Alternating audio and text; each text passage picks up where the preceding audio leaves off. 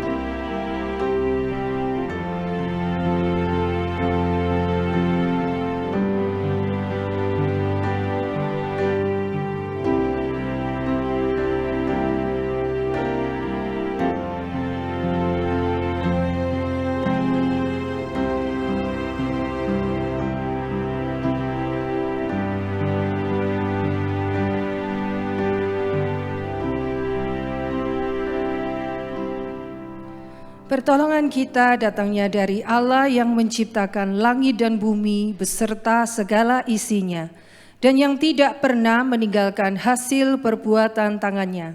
Turunlah kiranya atas kita kasih karunia dari Allah Bapa, Putra dan Roh Kudus. Amin. Mari kita pujikan penghormatan bagi Allah Bapa.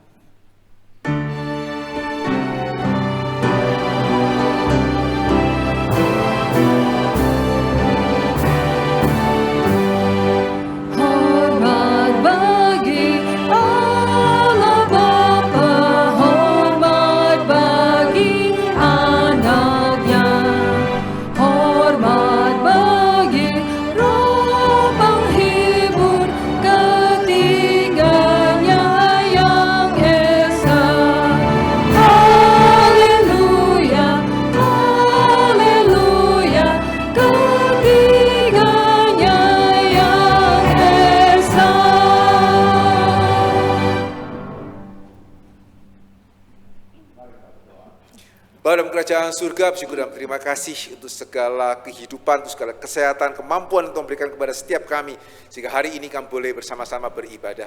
Kami bersyukur ya Tuhan, kalau dalam satu titik kehidupan kami boleh mengenal Tuhan, kami boleh dikenal Tuhan, kami boleh menerima Engkau sebagai Tuhan dan Juru Selamat. Dan sekarang sudah sekian lama kami menjadi orang Kristen, kami sudah menjadi orang percaya.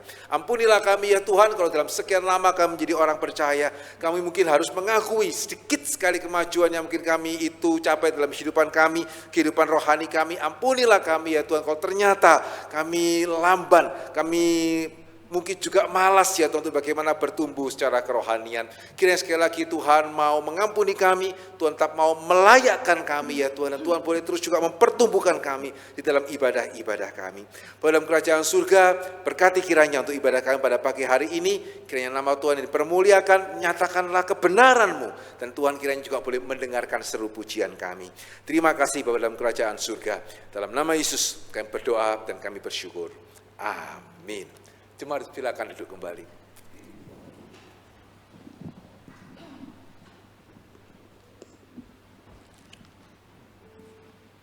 Puji syukur bahwa keberadaan kita pada saat ini itu hanya karena kasih dan rahmat Tuhan yang begitu besar terhadap setiap kita. Dia yang telah berinisiatif turun ke dunia untuk menyelamatkan, untuk mati di atas kayu salib demi memberi kehidupan bagi saudara dan saya. Mari kita memberanikan diri, kita mau menghadap tatanya yang kudus. Kita mau pujikan syukur kita buat anugerahnya yang amat besar dan kasihnya yang berlimpah di setiap kita. Mari saya undang Bapak Ibu untuk bangkit berdiri. Kita akan bersama pujikan besar anugerah-Mu.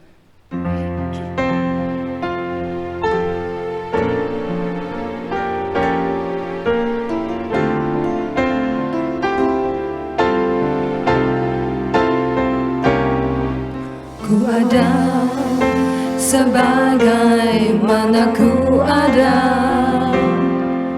berdiri menghadap tatamu Bapa, semua karena anugerah-Mu yang telah selamatkanku. Ku hidup dalam segala kelimpahan, ku layak untuk melayani Tuhan. Semua karena anugerah-Mu tercurah bagiku. Besar anugerah-Mu, berlimpah kasih-Mu, semakin hari semakin bertambah. Besar anugerah-Mu.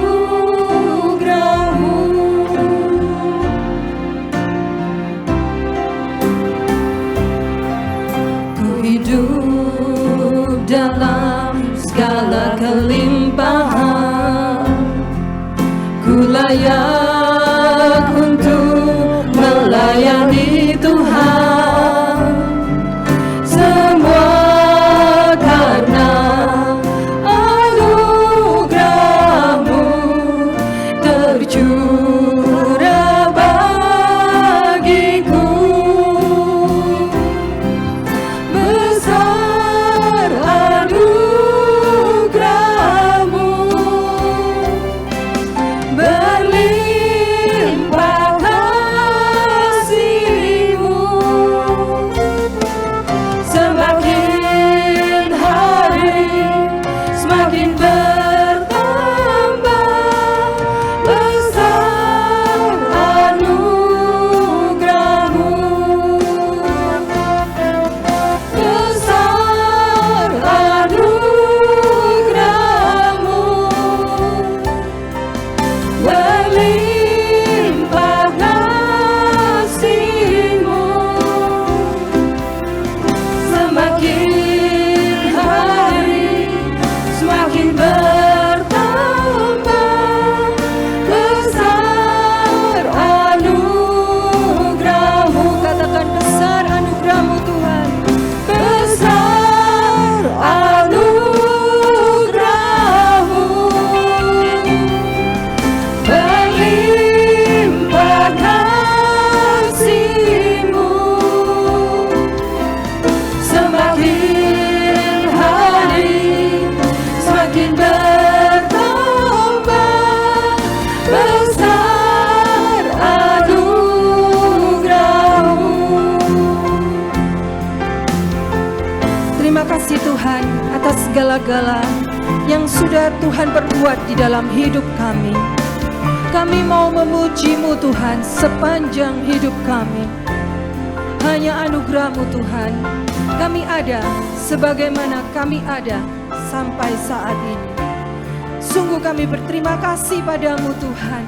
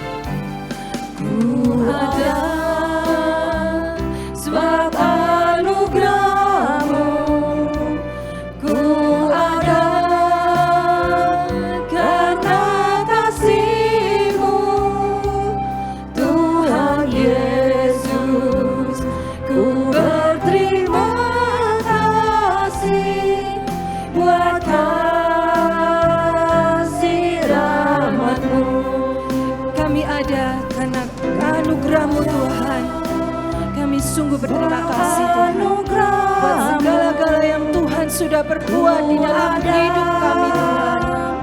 Karena kasih-Mu Tuhan Yesus, ku berterima kasih buat kasih rahmat-Mu. Katakan terima kasih Tuhan. Terima kasih,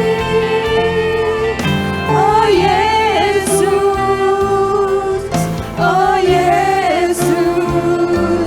Terima kasih, hanya anugerah-Mu buat hidupku sekarang. Ku kan memuji-Mu selamanya. Sekali lagi katakan terima kasih. Terima kasih, oh Yesus, oh Yesus. Terima kasih, hanya anugerah-Mu buat hidupku sekarang. Ku kan memuji-Mu selamanya. Ku kan memuji-Mu selamanya. Ku kan memuji-Mu selamanya. Benar Tuhan, inilah seru dan doa kami. Dari hati kami memuji-Mu sepanjang hidup kami. Terpujilah nama-Mu Tuhan. Jemaat dipersilakan untuk duduk kembali. Sebagai umat yang telah ditebus oleh darah Kristus yang amat mahal, anugerah keselamatan telah kita terima. Kehidupan kita telah dipulihkan, kelahiran baru kita alami. Dan kini saatnya kita menjalani hidup yang bertumbuh di dalam kehendak dan rencana Allah. Namun seperti yang kita tahu, bahwa di dalam kehidupan ini nggak hanya hal sukacita saja yang kita alami. Ada banyak hal duka cita, tantangan, bahkan kekhawatiran hidup yang harus kita hadapi. Pertanyaannya, bagaimana kita dapat bertumbuh di dalam kasih karunia? Bagaimana kita menjalani kehidupan yang diinginkan Tuhan, yang menyenangkan hati Tuhan, yang sesuai dengan tujuan mulia dari Tuhan untuk setiap kita. Apakah kita mampu hidup di luar Tuhan? Sedangkan Tuhan adalah sumber kekuatan dan nafas kehidupan kita. Mari kita sambut firman Tuhan yang akan disampaikan oleh Pendeta Henry Ongkowijoyo. Bersama-sama kita mau pujikan, karena kasih.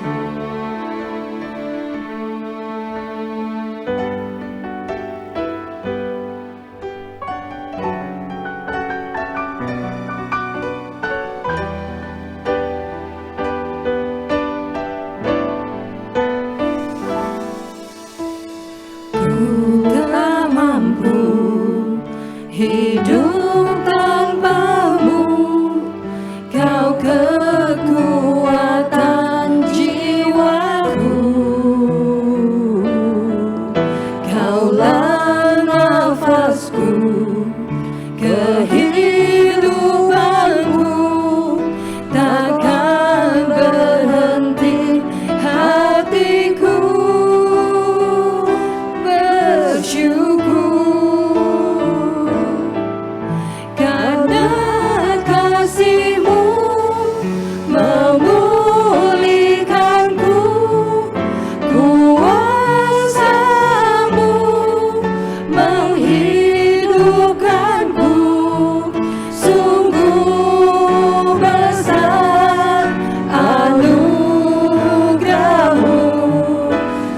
Sepanjang hidupku. Mari bersama-sama kita pujikan.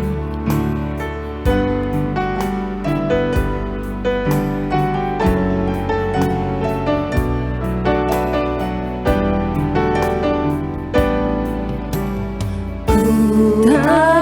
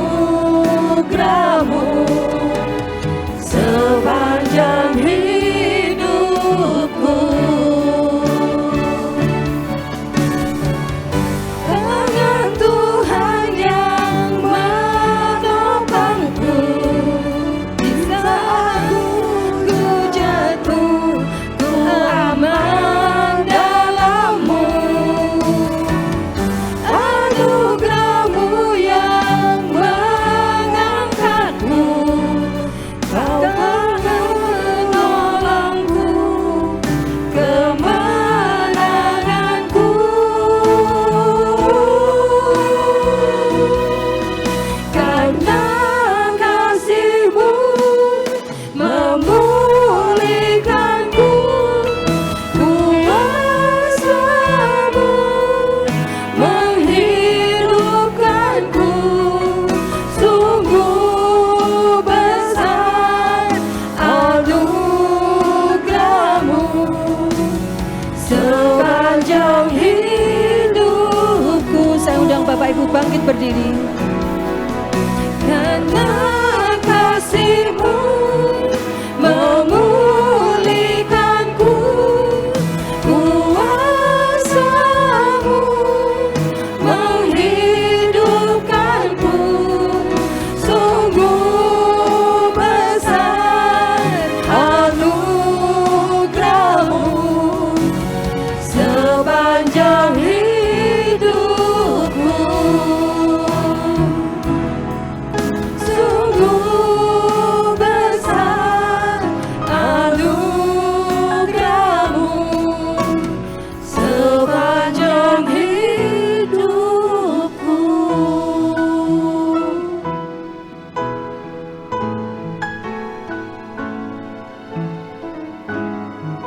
Mari sekali lagi kita akan masuk di dalam doa. Mari kita berdoa. Dalam kerajaan surga, Kau sedang mendengarkan firman-Mu ya Tuhan. Sekali kami berdoa, kiranya Kau boleh menyatakan kebenaran-Mu, sehingga biarlah kami yang hidup oleh kuasa-Mu, kami juga boleh hidup oleh firman-Mu. Biarlah firman-Mu menjadi pelita bagi kaki kami dan terang bagi jalan kami. Pakai hamba-Mu dalam segala keterbatasannya ya Tuhan, nyatakanlah kiranya isi hati Tuhan kepada setiap kami. Berkati pemberitaan firman Tuhan sebentar ini. Dalam nama Yesus kami berdoa dan kami bersyukur. Amin. Saudara silakan duduk kembali. Shalom Bapak Ibu Saudara sekalian, shalom. Bersyukur pada hari ini kita boleh bersama-sama merenungkan firman Tuhan. Sudah sekian lama begitu ya, sejak COVID tidak berkesempatan untuk boleh melayani di tempat ini. Bersyukur hari ini kita boleh kembali melihat firman Tuhan bersama-sama.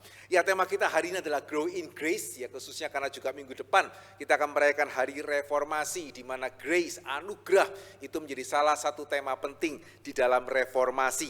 Ya, mari untuk itu kita akan melihat Ibrani pasalnya yang kelima. Ibrani pasalnya yang kelima ayat yang ke-11 hingga pasal yang ke-6 ayat 1a. Ya, Ibrani pasal kelima ayat yang ke-11 hingga pasal ke-6 ayat 1a. Jikalau kita sudah boleh membuka dan menemukannya, saya akan membacakan, kita boleh memperhatikannya dengan sungguh-sungguh. Ibrani pasal yang kelima ayat yang ke-11, demikianlah firman Tuhan. Tentang hal itu banyak yang harus kami katakan, tetapi yang sukar untuk dijelaskan, karena kamu telah lamban di dalam hal mendengarkan. Sebab sekalipun dalam hal waktu, ditinjau dari sudut waktu, sudah seharusnya kamu menjadi pengajar, kamu masih perlu lagi diajarkan asas-asas pokok dari pernyataan Allah. Dan kamu masih memerlukan susu, bukan makanan keras. Sebab barang siapa masih memerlukan susu, ia tidak memahami ajaran tentang kebenaran, sebab ia adalah anak kecil. Tetapi makanan keras adalah untuk orang-orang dewasa, yang karena mempunyai pancara indera yang terlatih untuk membedakan yang baik daripada yang jahat. Sebab itu, marilah kita tinggalkan asas-asas pertama dari ajaran tentang Kristus dan beralih kepada pengembangannya yang penuh. Saudara, pada waktu kita mengingat reformasi, kita akan mengingat 5 sola ini. Begitu ya, di dalam reformasi kita mengenal ada yang namanya sola scriptura, ya bagaimana kita mengamini hanya Alkitab inilah satu-satunya firman Tuhan bagi setiap kita. Tidak ada otoritas atau kebenaran lain yang bisa disejajarkan dengan kebenaran firman Tuhan. Demikian juga kita mengenal sola Christus atau solus Christus, ya di mana kita mengamini Yesus sebagai satu-satunya juru selamat. Ya sola fide, ya keselamatan hanya oleh iman kepada Kristus, dan sola gratia, ya karena keselamatan hanya oleh iman kepada Kristus, maka kita mengamini kita diselamatkan semata-mata oleh grace, gratia, oleh kasih karunia Tuhan, ya, sehingga karena itu hidup kita mestinya juga untuk memuliakan nama Tuhan, soli deo gloria. Nah, saudara, hari ini sudah 500 tahun lebih ya, karena 1517. Ya sekarang 2022, yang berarti sudah 505 tahun sejak reformasi itu dimulai. Pertanyaannya, ya kita yang hari ini sudah khususnya jemaat reform injili begitu ya, kita sudah ngelontok dengan oh ya saya diselamatkan oleh anugerah. begitu ya, sola gratia, ya sepenuhnya oleh anugerah Tuhan saya diselamatkan. Pertanyaannya, kita yang sudah diselamatkan oleh anugerah Tuhan, betulkah ya kita bertumbuh di dalam anugerah itu? Ataukah, begitu ya, kalau saya boleh pakai istilah, jangan-jangan kita bukannya tidak bertumbuh di dalam anugerah, tetapi kita itu pancet, atau kita itu macet di dalam anugerah. Jadi bukannya grow in grace, tapi kita stuck. Begitu ya, kita stuck in grace, kayak mobil itu koplingnya sudah tidak bisa lagi digerakkan lebih lanjut, sudah ceket di situ itu. Sehingga ini sesuatu hal yang saya percaya kita harus tanyakan dengan sungguh-sungguh. Dan tadi pagi saya mengajak kita ya, kalau kita boleh mencoba untuk menjawab pertanyaan ini, ya kita ini yang sudah diselamatkan oleh anugerah, kita bertumbuh atau kita macet ini? Kalau mau tahu dari mana ini? Begitu ya. Nah, salah satu mungkin ujian yang paling baik karena setiap kita mengalami tanpa terkecuali, yaitu bagaimana ya pada waktu kita dinilai cara kita menghadapi COVID, ya baik secara kehidupan bergereja, secara gereja secara keseluruhan maupun kita pribadi lepas pribadi, sejauh mana pada waktu kita menghadapi COVID yang sampai hari ini sebetulnya kita juga masih menghadapi, begitu ya. Bahkan ada varian baru yang saya baru baca kemarin juga sudah mampir ini di Indonesia. Bagaimana dampaknya kita juga belum tahu. Ya harap jangan seperti Delta tapi lebih seperti Omikron, begitu ya. Tapi pertanyaannya adalah, yang lebih penting adalah pada waktu kita menghadapi semua itu, apakah cara kita menghadapi ya, menunjukkan kita ini bertumbuh di dalam anugerah, atau cara kita menghadapi menunjukkan kita ini macet ini, berhenti ya di dalam anugerah yang mana ya? Sehingga dari saya bincang-bincang dengan Pak Michael Teng, begitu ya, dosen daripada STT di ASAAT, ya beliau mengatakan ya di satu sisi satu-satunya agama menurut dia ya, satu-satunya agama, dan kita percaya karena dia adalah di bidang pertumbuhan gereja, mestinya apa yang dia katakan bisa dipertanggungjawabkan, begitu ya.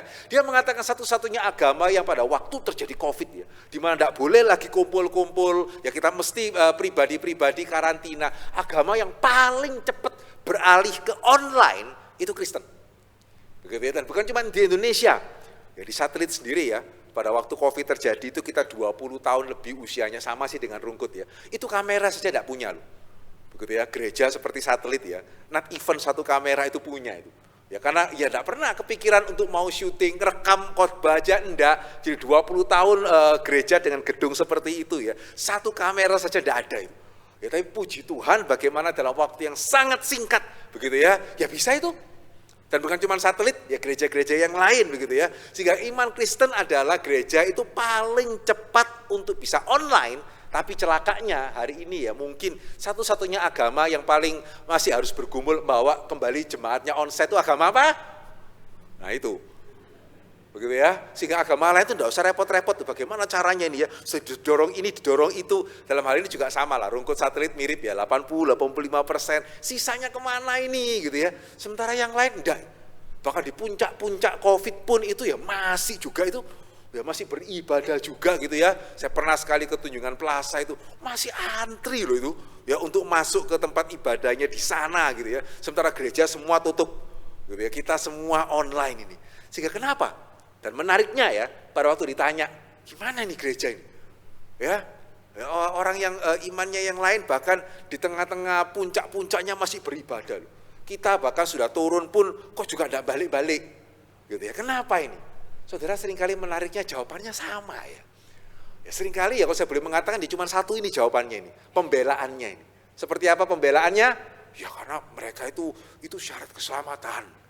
Gitu ya. Sehingga itu kenapa COVID pun mereka juga masih beribadah, karena itu dianggap sebagai satu kalau mau selamat itu mesti juga beribadah.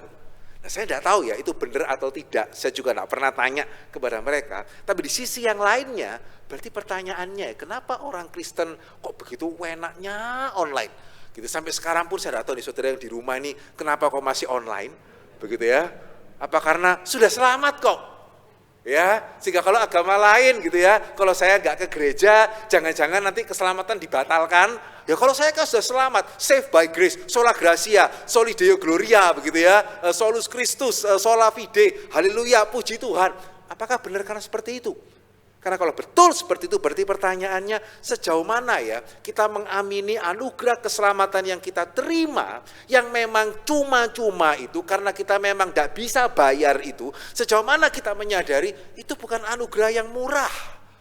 Begitu ya, Dietrich Bonhoeffer mengatakan salvation is free. Pastinya, karena mau bayar pakai apa? Ya mau bayar pakai apa untuk kita membuat anak Allah itu mati bagi kita? Sebagus apa kita? Ya untuk Yesus kemudian mau mati bagi kita, itu sepenuhnya free. Tapi sejauh mana kita menyadari free itu tidak sama dengan cheap. Begitu ya, anugerah itu tidak sama dengan murah. Lain, cuma-cuma dengan murah itu tidak sama. Tapi berapa banyak orang Kristen, kalau betul ya, hari ini kita ke gereja juga enggak, liburan iya, semata-mata karena kita sudah diselamatkan. Berarti pertanyaannya, sejauh mana sebetulnya kita menyadari keselamatan kita? Bukankah harusnya terbalik? Bukankah seharusnya yang lebih meyakini keselamatan, harusnya lebih siap menghadapi kematian? Betul? Atau terlalu teori? Bukankah mestinya tidak? Betul ya? Kita mengamini pasti keselamatan di dalam Tuhan. Kenapa lebih takut matinya mengalahkan yang belum pasti akan keselamatan itu? Kenapa yang mengatakan saya tahu pasti begitu ya, sehingga kebaktian di Adiasa pun kita sebut sebagai kebaktian penghiburan begitu, karena ada pengharapan. Lah kok takut matinya bahkan di bawah rata-rata? Ya sama rata-rata itu pun sudah masalah itu. Tapi kalau di bawah rata-rata ini bagaimana ini? Sehingga hari ini kita perlu sungguh-sungguh bertanya ya, betulkah saya yang mengamini keselamatan oleh iman, saved by grace, betulkah saya cukup menghargai keselamatan itu? Sehingga saya kalau pembangunan saja tidak boleh disia-siakan, kemerdekaan saja tidak boleh disia-siakan, keselamatan boleh disia-siakan? Ya, sehingga kalau kemerdekaan aja mesti diisi dengan pembangunan dan mestinya ada program yang jelas sekian tahun bertumbuhnya bagaimana, keselamatan apalagi?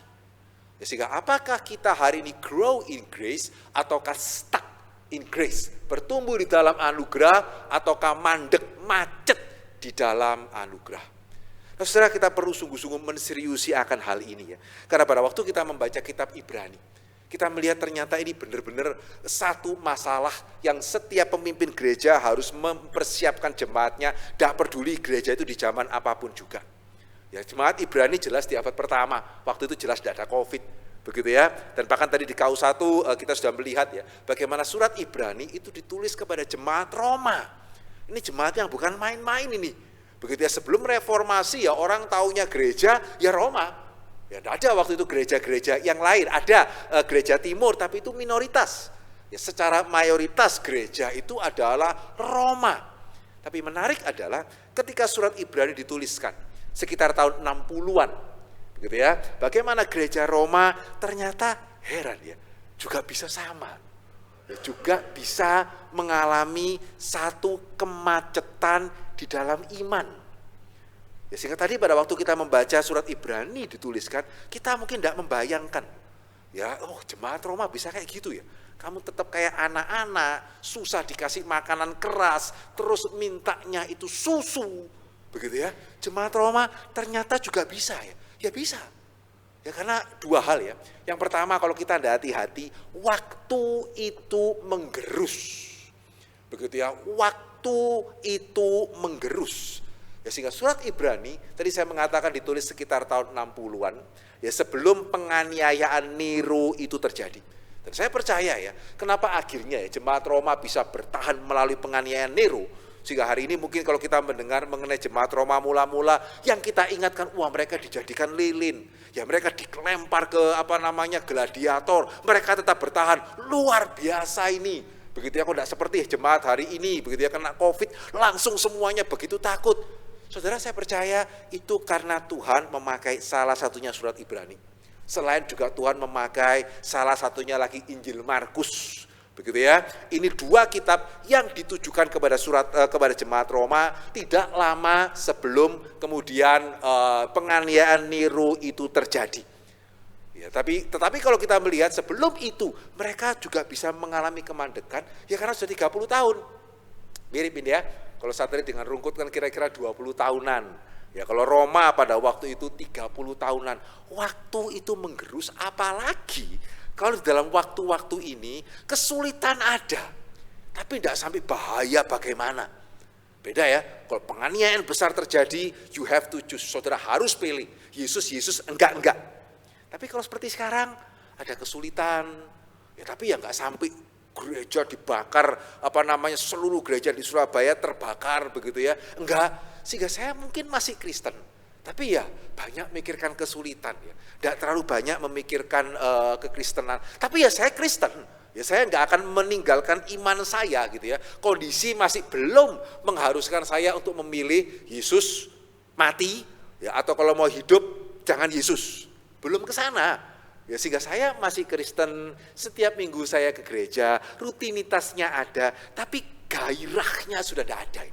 Seperti pernikahan yang sudah 20-30 tahun dan tidak pernah dipupuk begitu ya, masih nikah, puji Tuhan, tidak cerai, enggak, begitu ya. Tetapi gairahnya begitu ya, itu sudah tidak ada itu. Ya karena waktu sudah berlalu, ya kesulitan ada, tapi tidak sampai kesulitan yang menggemparkan begitu ya. Ya tapi ya ada anak nakal, pekerjaan susah begitu ya. Sehingga akhirnya relasi itu menjadi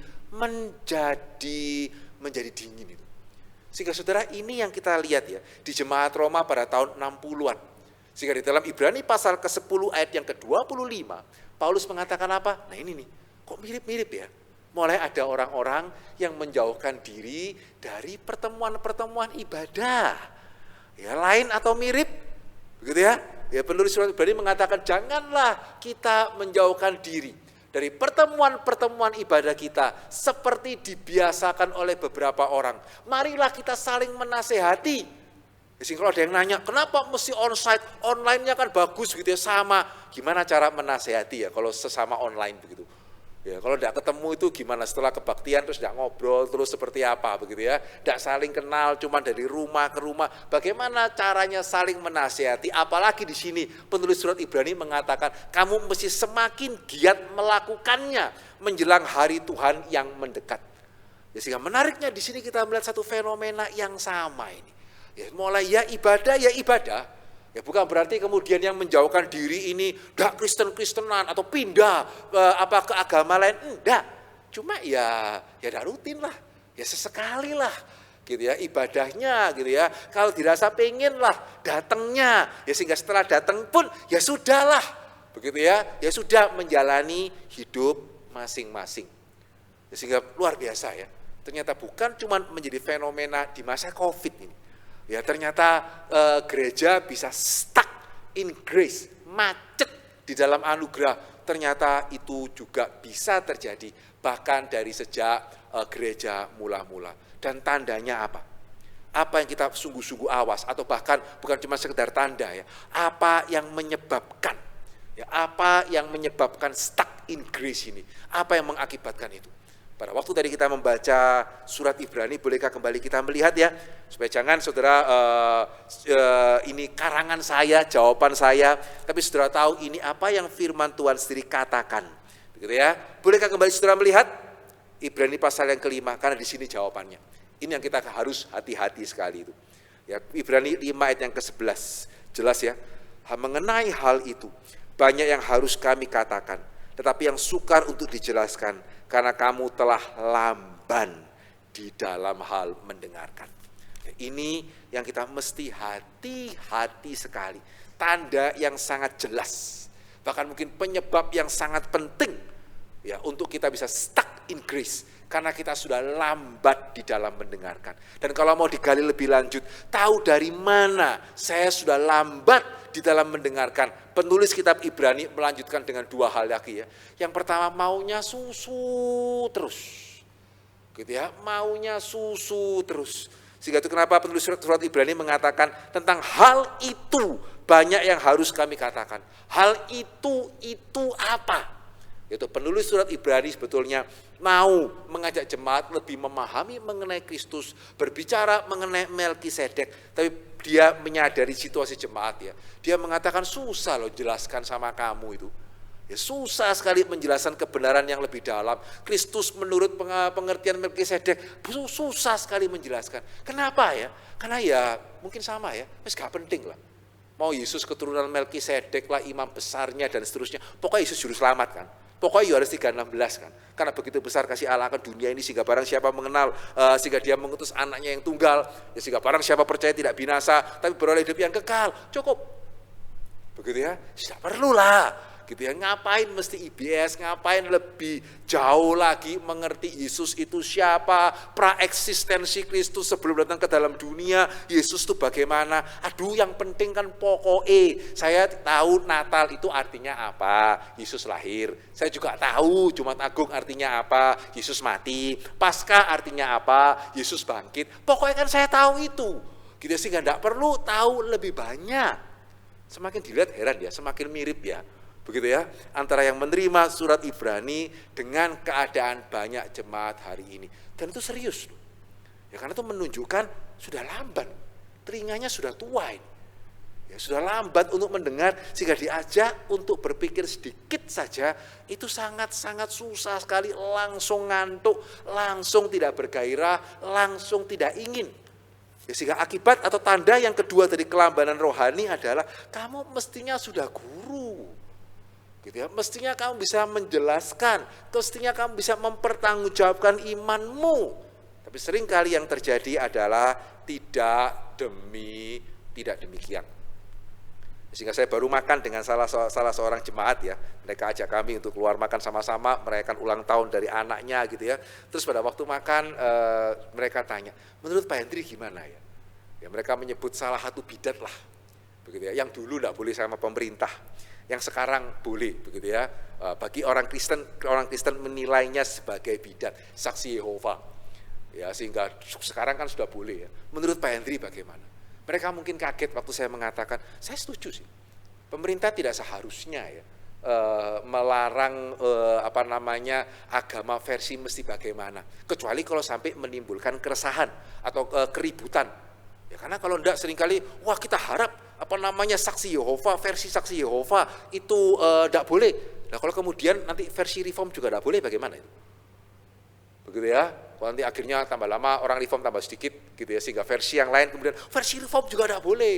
Terus kemudian juga enggak boleh, atau nanti misalnya versi reform lebih kuat, versi yang lain juga enggak boleh. Mau jadi apa ini?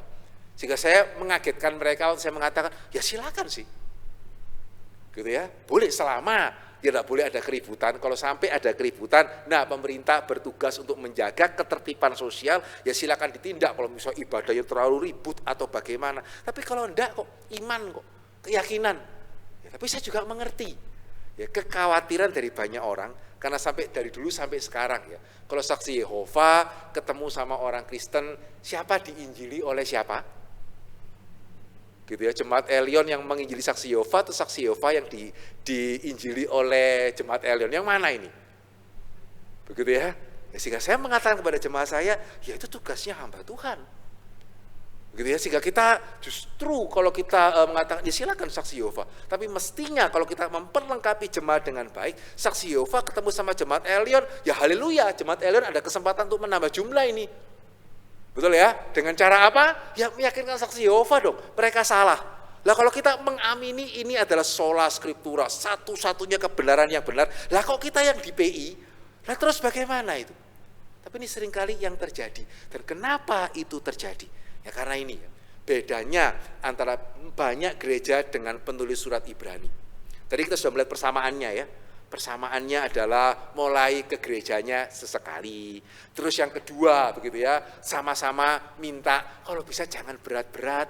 Berapa kali itu kalau saya diundang khotbah ada yang mengatakan jangan berat-berat ya Pak ya, ringan-ringan begitu ya. Karena ya ini jemaatnya gitu ya, jemaatnya susah terima yang berat-berat. Nah saudara, kita perlu tahu ya, penulis surat Ibrani tidak. Ya penulis surat Ibrani tidak.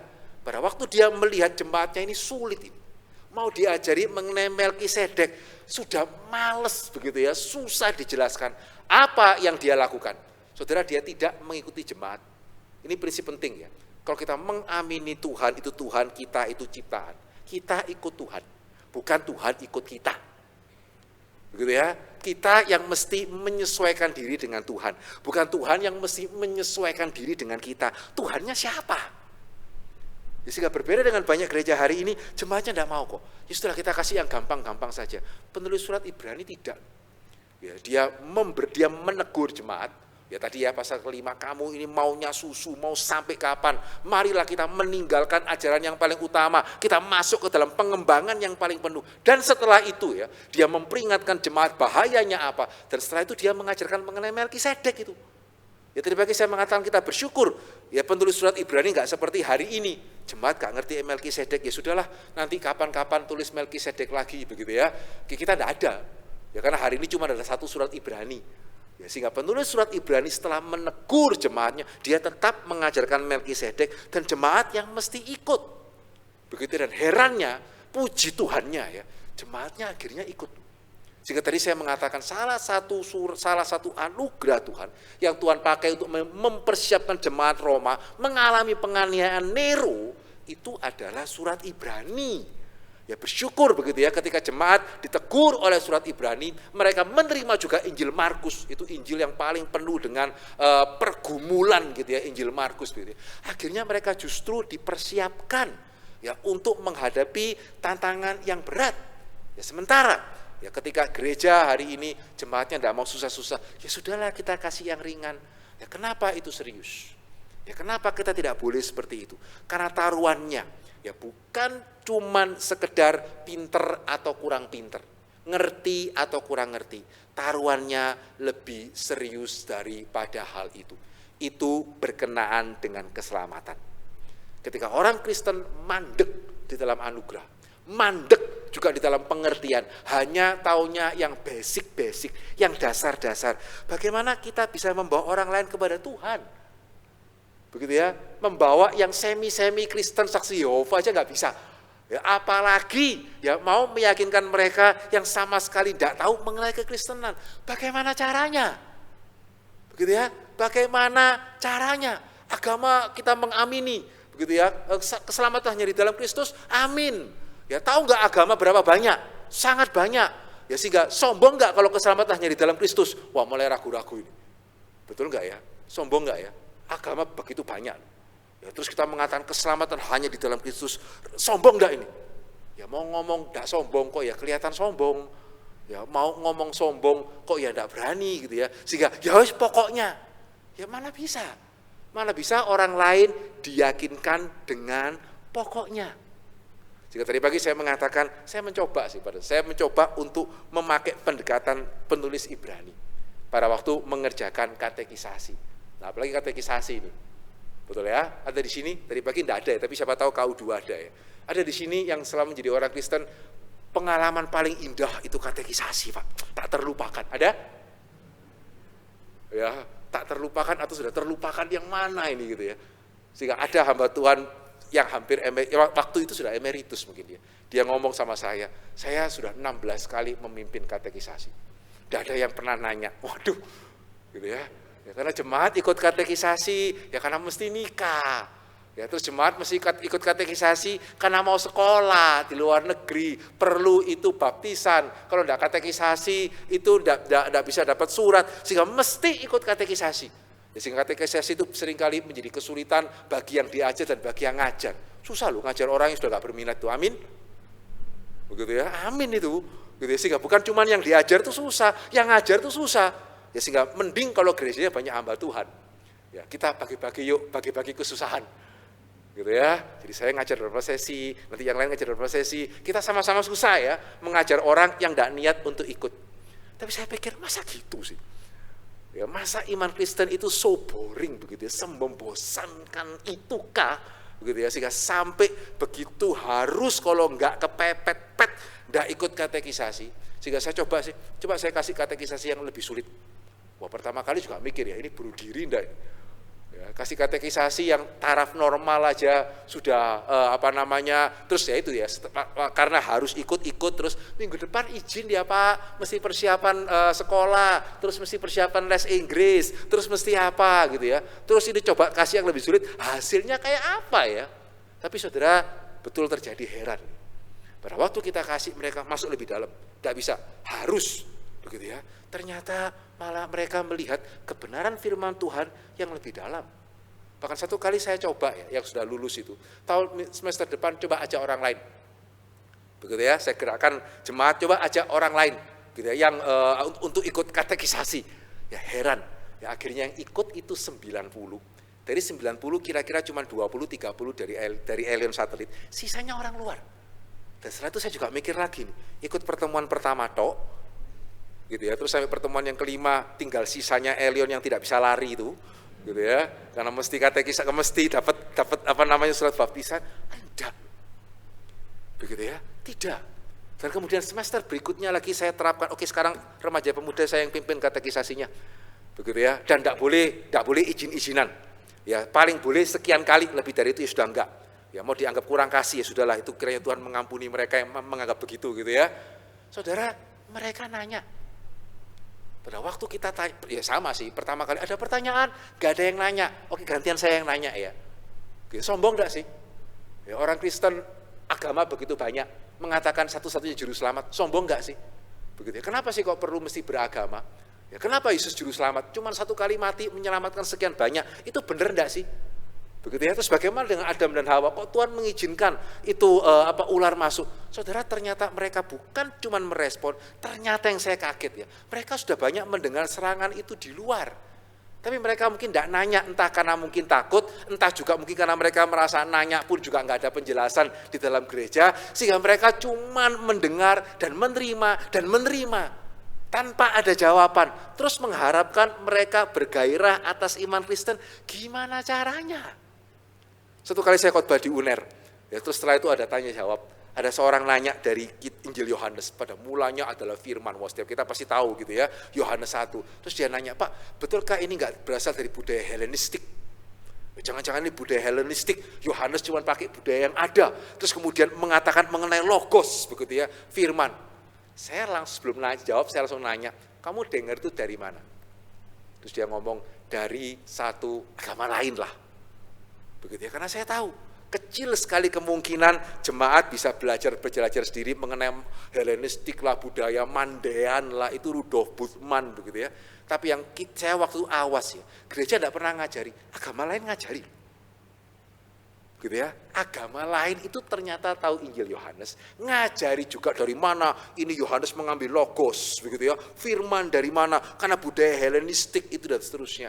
Dan mahasiswa itu tahu, gitu ya. Dan dia nanya saya, begitu saya tanya, saya sudah curiga kan, begitu saya tanya, betul.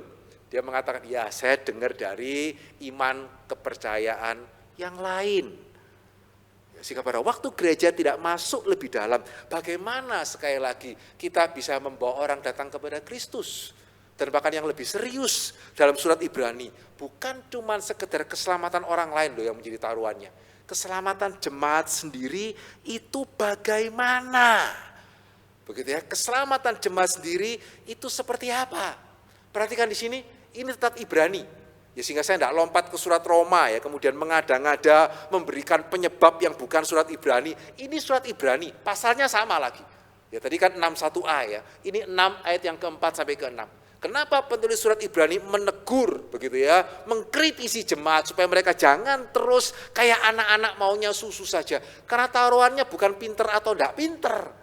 Ya, taruhannya itu apa dikatakan di sini? Sebab mereka yang pernah diterangi hatinya, yang pernah mengecap karunia sorgawi, yang pernah mendapat bagian dalam Roh Kudus, dan yang mengecap firman yang baik dari Allah dan karunia-karunia dunia yang akan datang, namun yang murtad lagi, ya tidak mungkin dibaharui sekali lagi. Begitu ya, tidak mungkin dibaharui sekali lagi. Dengan kata lain, penulis surat Ibrani mengatakan ketika kita stuck in grace, ini bahaya.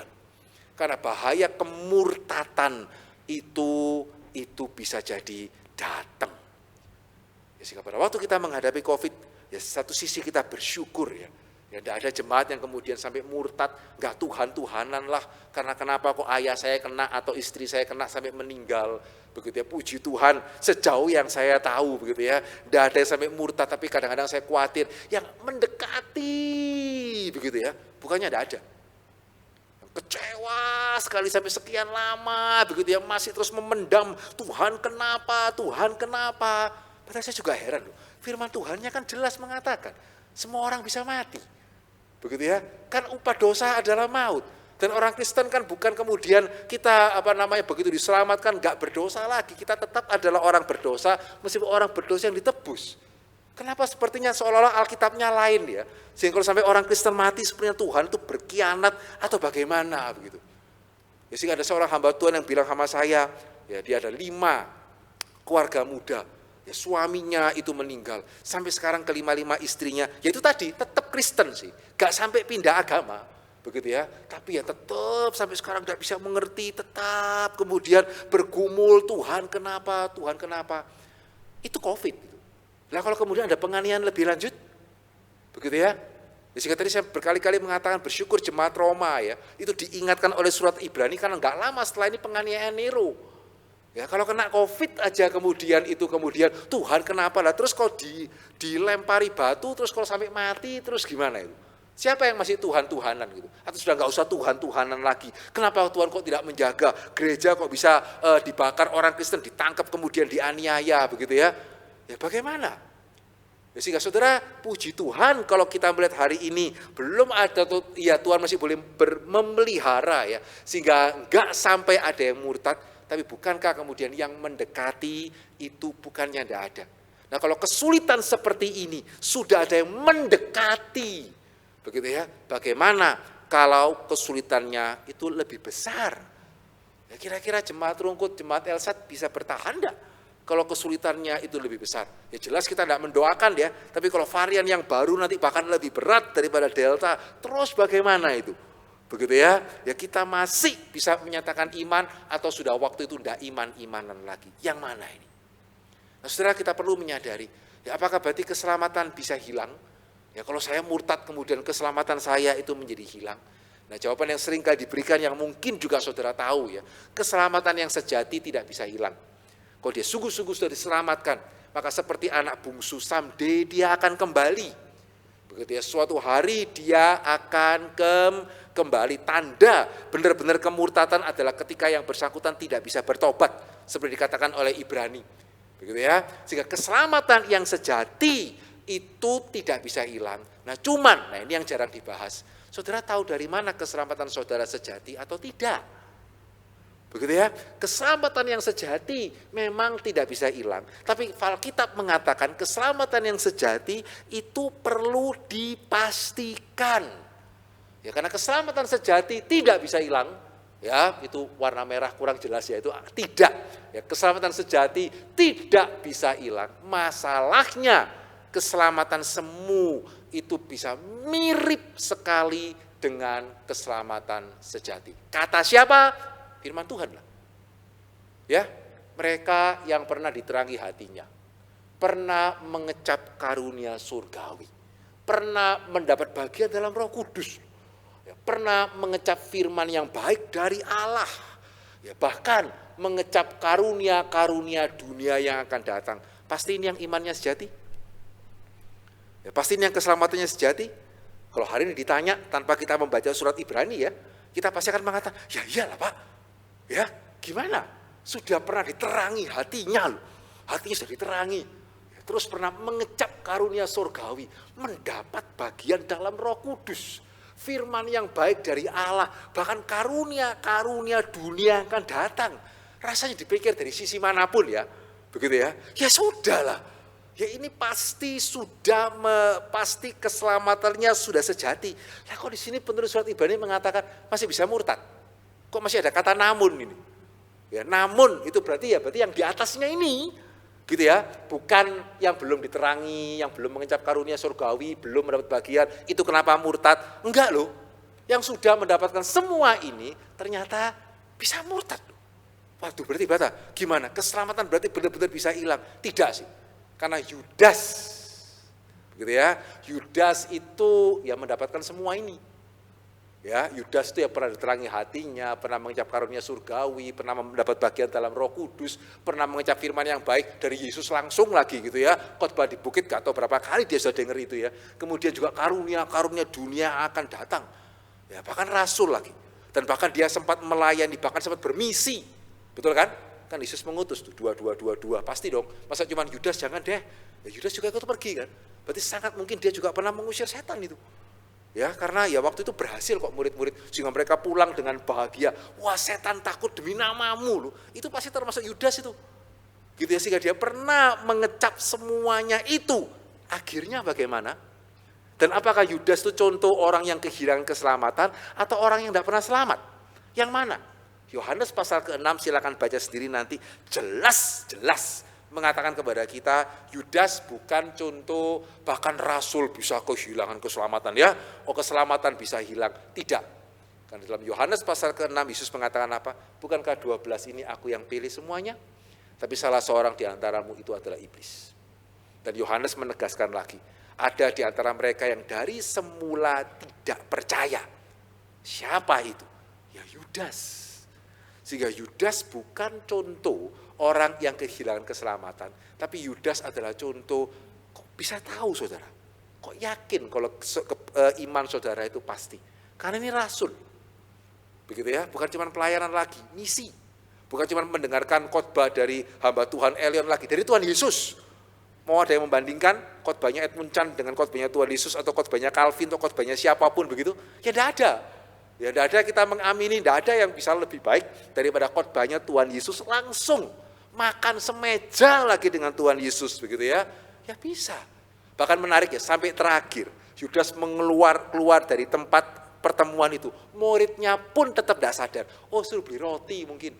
Gitu ya, karena dia bendahara, suruh beli apa? Tetap sampai terakhir muridnya tidak tahu. Ya, tapi Tuhan tahu. Ya, dan betul ya, akhirnya itu akan disingkapkan. Ya, sehingga ini pertanyaan yang penting, keselamatan sejati pasti tidak hilang. Saudara, keselamatan sejati enggak? Tahu dari mana? Wah, saya sudah di Elion Pak, dengar khotbah sekian lama, ya bahkan sudah melayani, sudah sama loh.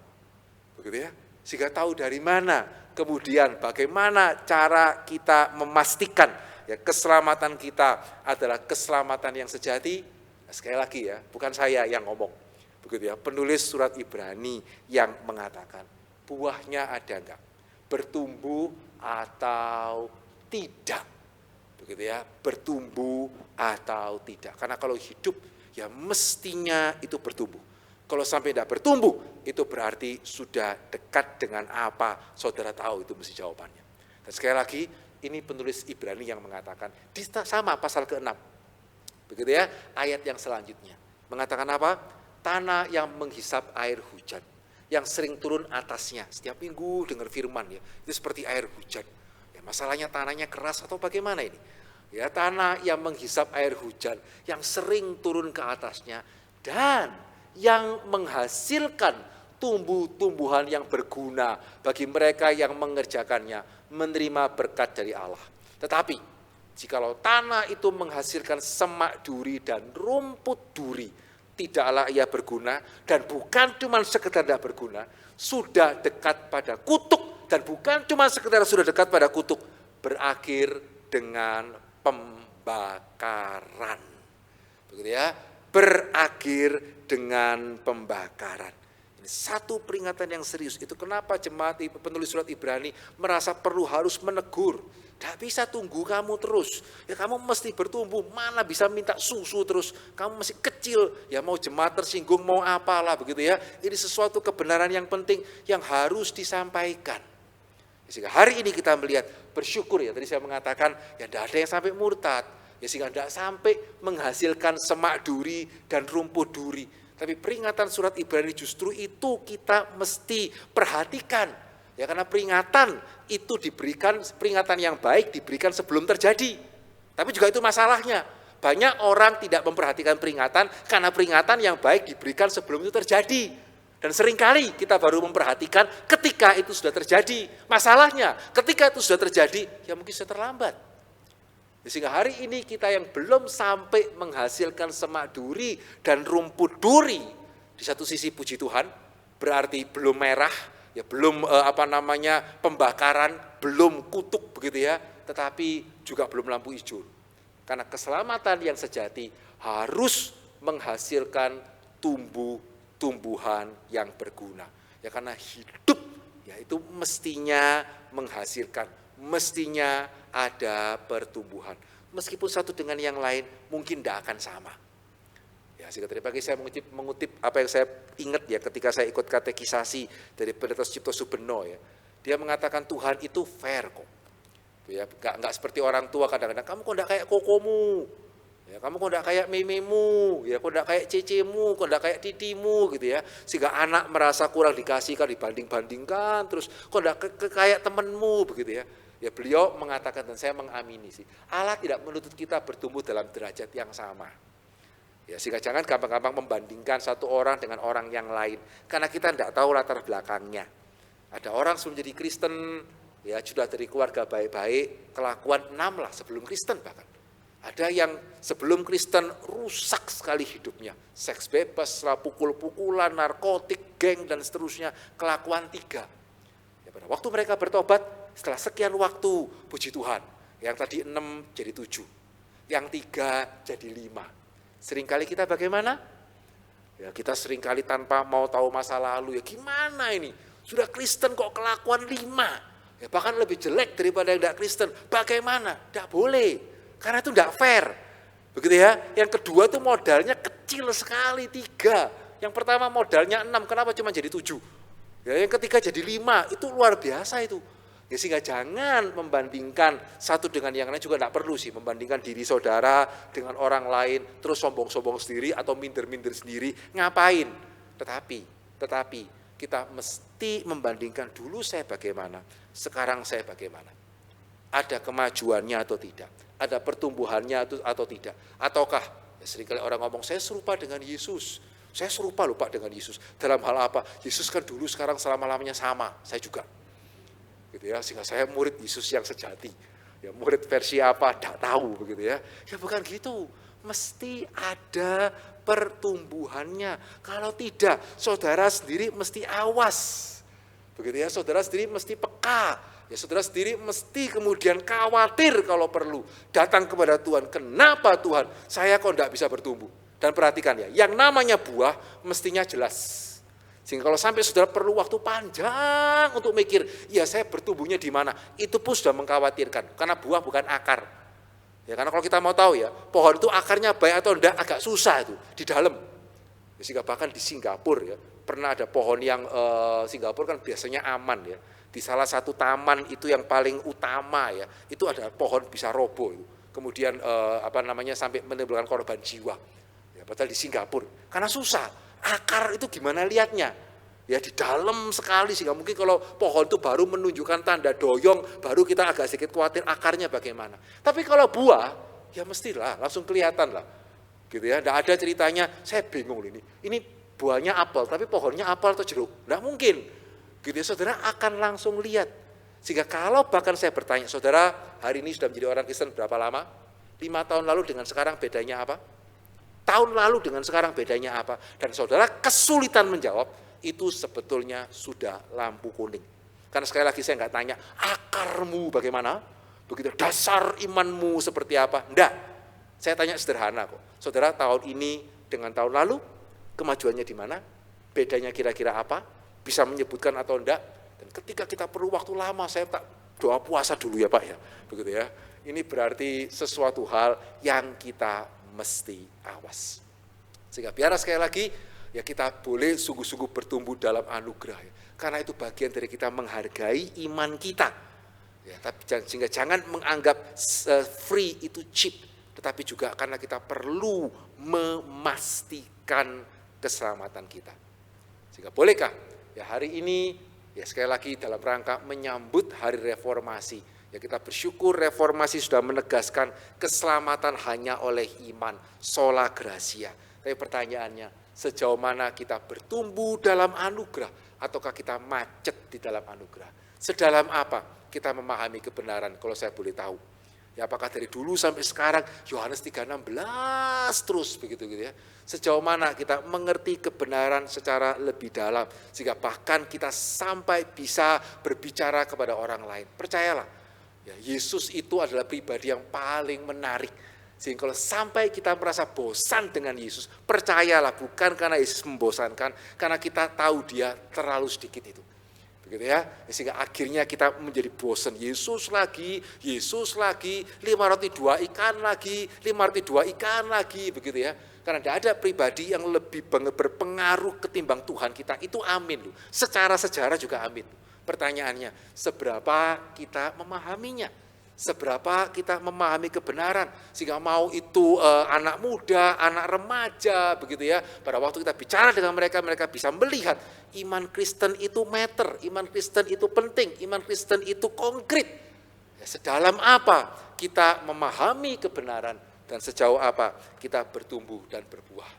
Sehingga bolehkah kita baca bersama-sama ayat ini? Begitu ya, sebagai kerinduan kita, sebagai doa kita, ya untuk kita sungguh jangan sampai macet di dalam Injil. Kita baca sama-sama ya. 1, 2, 3. Tetapi bertumbuhlah dalam kasih karunia dan dalam pengenalan akan Tuhan dan Juru Selamat kita Yesus Kristus. Baginya kemuliaan sekarang sampai selama-lamanya. Amin. Mari kita berdoa. Bolehkah pemain musik memainkan sebuah pujian, dan saya ingin setiap kita mengambil waktu sebentar merenungkan firman Tuhan, sehingga biarlah ya ketika air hujan itu ditaburkan, kita jangan sampai menghasilkan semak dan duri. Silakan.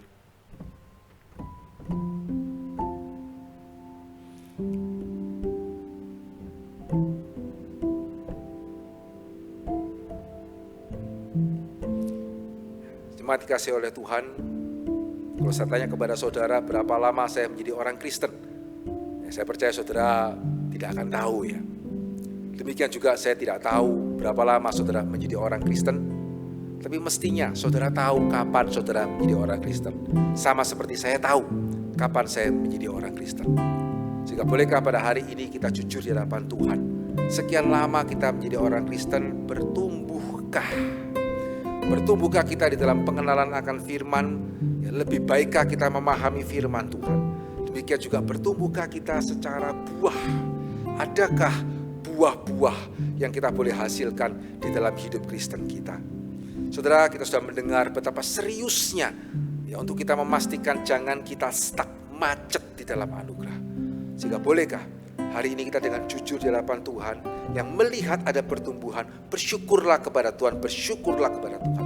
Tapi yang melihat ada kemacetan di sana, bolehkah kita dengan sungguh-sungguh minta ampun kepada Tuhan, dan sungguh-sungguh minta Tuhan menolong kita, supaya jangan ketika tunggu ada kesulitan dulu, baru di sana kita tahu kita ini sungguh-sungguh atau tidak.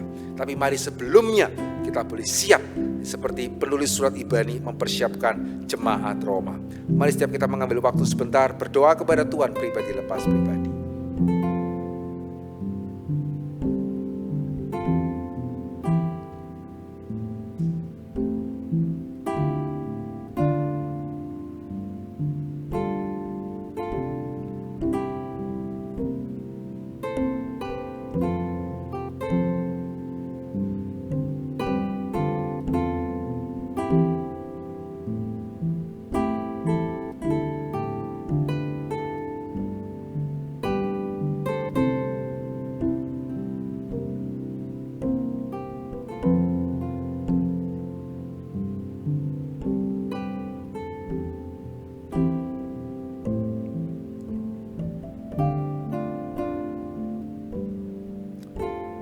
Bapa dalam kerajaan surga, kami sungguh bersyukur ya Tuhan, kami boleh diselamatkan oleh anugerah.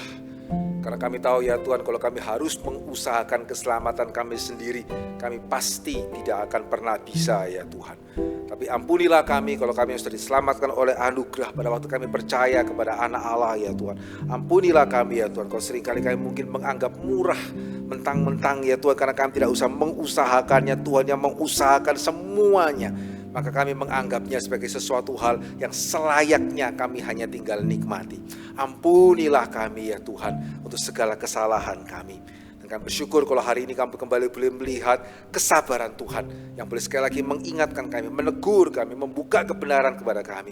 Ya Tuhan, biarlah kami tidak menjadi tanah yang keras. Biarlah jangan kemudian semak duri yang tumbuh dari hati kami. Tapi kami rindu ya Tuhan, bagaimana hati kami boleh menjadi seperti tanah yang subur, yang menyerap firman kebenaran dan mengeluarkan buah-buah yang berguna untuk kemuliaan nama Tuhan. Kami bersyukur ya Tuhan untuk setiap jemaat Tuhan yang sudah berani jujur di hadapan Tuhan, yang mengaku bagaimana selama ini kami macet, baik di dalam pemahaman kebenaran ya Tuhan. Kami seringkali begitu malas untuk mengerti lebih dalam, kami merasa cukup hanya mengerti Natal, Jumat Agung, dan Paskah. Ampunilah kami ya Tuhan, dan biarlah sekali lagi Tuhan boleh memampukan kami untuk mengerti berapapun usia kami ya Tuhan. Mampukanlah kami untuk boleh mengerti kebenaran Tuhan dengan lebih dalam, dan juga tolonglah kami supaya kami juga boleh menjadi saksi-saksi yang baik dan boleh menghasilkan buah-buah untuk kemuliaan nama Tuhan. Suara manusia sudah berlalu, ya kiranya Roh Kudus Tuhan yang boleh berbicara kepada setiap kami. Di dalam nama Yesus kami sungguh berdoa dan kami bersyukur. Dan saudara, mari kita juga boleh mengambil waktu sebentar, kita akan berdoa bagi dua pokok doa syafaat. Bapa dalam kerajaan surga, kami juga mau bersama-sama berdoa untuk rapat majelis pada siang ini. Kami berdoa ya Tuhan, khususnya juga untuk PPA majelis, yang Tuhan juga boleh memberikan hikmat dan bijaksana di dalam mereka memikirkan ke depannya. Mereka sungguh-sungguh boleh melihat apa yang harus dilihat. Tuhan boleh menyingkapkan kiranya kebenaran-Mu ya Tuhan, kehendak-Mu ya Tuhan, ya sehingga apa atau bagaimana Ellen ke depan sungguh-sungguh boleh berjalan sesuai dengan apa yang menjadi kehendak-Mu. Dan kami juga berdoa untuk rekan-rekan hamba Tuhan juga yang harus membuat program untuk tahun depan ya Tuhan, dan segala pelayanan yang lain juga, kiranya Tuhan juga boleh mengaruniakan kekuatan dan kesehatan. Juga peliharalah kiranya keluarga kami ya Tuhan, kiranya juga boleh tetap bertumbuh di dalam anugerah ya Tuhan oleh karena kasih karunia Tuhan. Terima kasih ya Tuhan, menyerahkan juga untuk setiap kami, jika ada di dalam kami, tengah-tengah kami ya Tuhan, di dalam pergumulan, Tuhan kuatkan iman kami kiranya, Tuhan pertumbuhkan kami kiranya, supaya kami bukan cuma sekedar bisa lolos, bisa lulus, tapi kami juga bisa membagikan kekuatan yang daripada Tuhan kepada orang lain. Terima kasih sekali lagi ya Tuhan. Dalam nama Yesus kami berdoa dan kami bersyukur. Amin. Puji Tuhan, Tuhan berkati.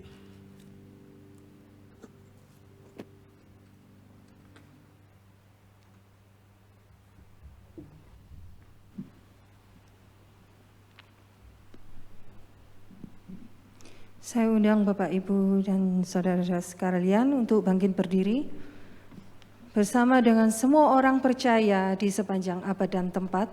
Mari kembali kita mengakui iman kepercayaan kita seturut dengan pengakuan iman rasuli. Aku percaya kepada Allah, Bapa yang Maha Kuasa, Khalik langit dan bumi, dan kepada Yesus Kristus, Anaknya yang tunggal Tuhan kita, yang dikandung dari Roh Kudus, lahir dari anak darah Maria, yang menderita sengsara di bawah pemerintahan Pontius Pilatus, disalibkan, mati dan kuburkan, turun ke dalam kerajaan maut, pada hari yang ketiga, bangkit pula dari antara orang mati, naik ke surga, duduk di sebelah kanan Allah, Bapa yang Maha Kuasa, dan dari sana Ia akan datang untuk menghakimi orang yang hidup dan yang mati. Aku percaya kepada Roh Kudus, gereja yang kudus dan am, persekutuan orang kudus, pengampunan dosa, kebangkitan tubuh, dan hidup yang kekal. Amin. Jemaat dipersilakan untuk duduk kembali. Bapak, Ibu, dan saudara-saudara sekalian, bersyukur ya firman Tuhan sudah ditaburkan. Dan kini saatnya kita boleh meresponi firman Tuhan, kita boleh menjadi pelaku-pelaku firman. Dan pada saat ini kita diberikan kesempatan untuk memberikan yang terbaik buat Tuhan. Kiranya dengan rela hati dan ucapan syukur kita mempersembahkan bagi Tuhan yang sudah terlebih dahulu memelihara dan memberkati hidup kita. Bersama kita pujikan Pastilah Anugerahnya.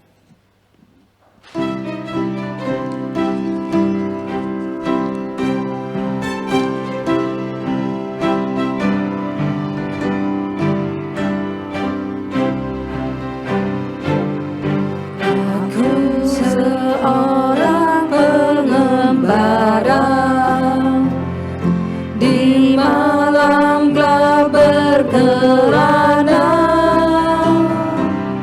saat itu ya temukanku, sesaat bawaku pulang. Yang hidup pastilah anugerahnya, diberikan padaku selamanya. Sepanjang hidup pastilah anugerahnya,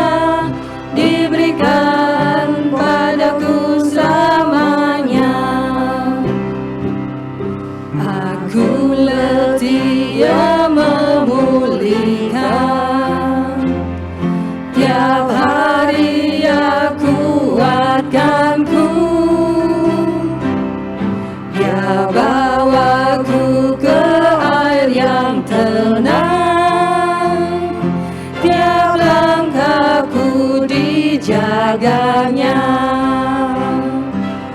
Sepanjang hidup pastilah anugerahnya diberikan padaku selamanya. Sepanjang hidup pastilah anugerahnya diberikan padaku selamanya.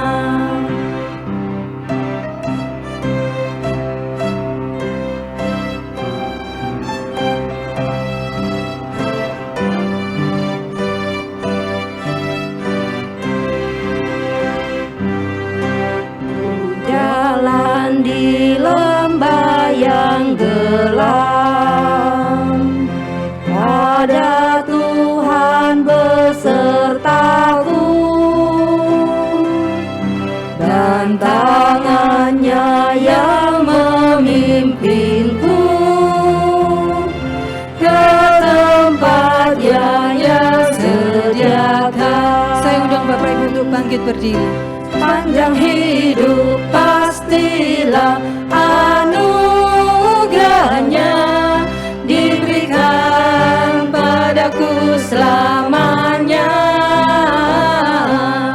Sepanjang hidup pastilah anugerahnya diberikan padaku selamanya.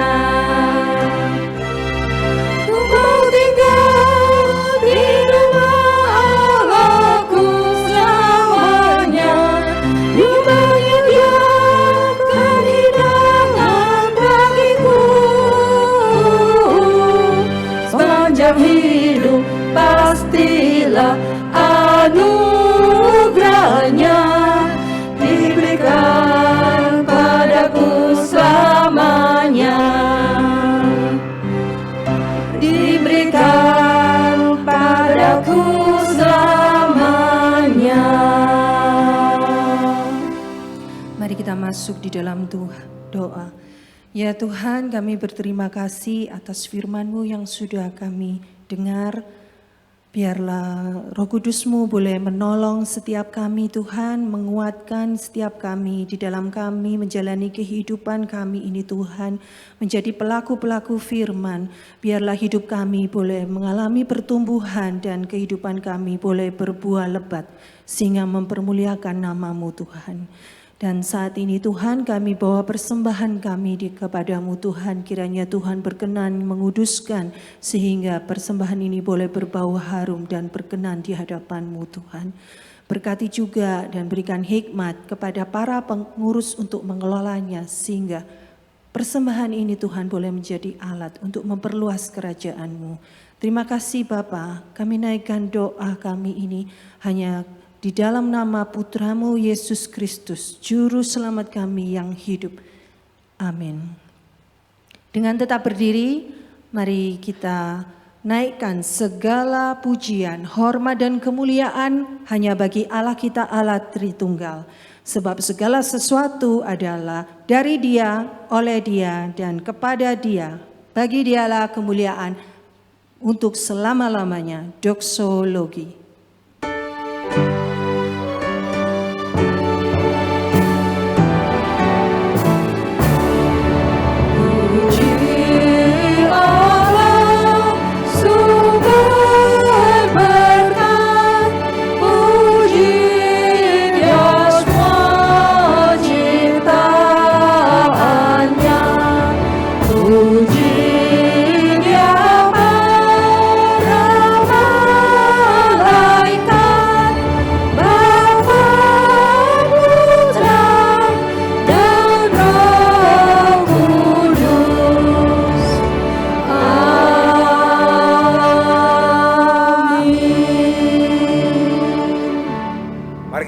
Berkat yang daripada Tuhan.